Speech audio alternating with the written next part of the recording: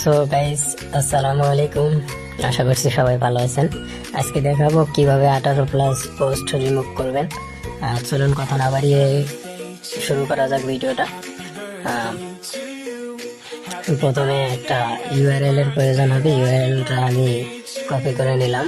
আমার এগুলো সবকিছুই আমার টেলিগ্রাম চ্যানেলে থাকবে। টেলিগ্রাম চ্যানেলে জয়েন হয়ে আপনারা ওইখান থেকে কালেক্ট করে নেবেন।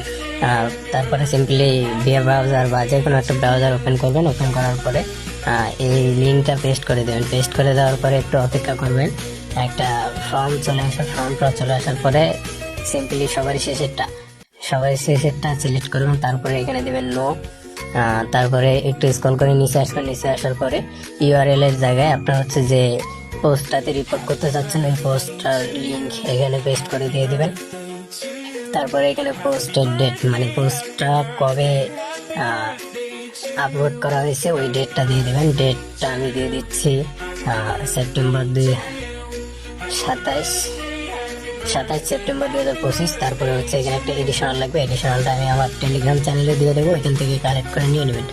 তারপরে এখানে একটা ইমেল অ্যাড্রেস লাগবে। ইমেল অ্যাড্রেসটা আমি দিয়ে দিচ্ছি। তারপরে এখানে সুইচ ফাইলে আপনার ওই পোস্টের একটা স্ক্রিনশট দিয়ে দেবেন। ঠিক আছে, আমি স্ক্রিনশটটা দিয়ে দিচ্ছি।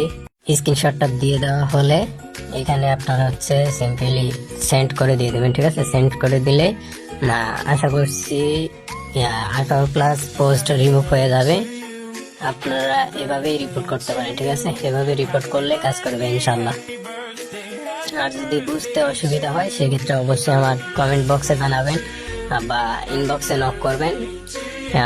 সবসময় সাপোর্ট করার চেষ্টা করব।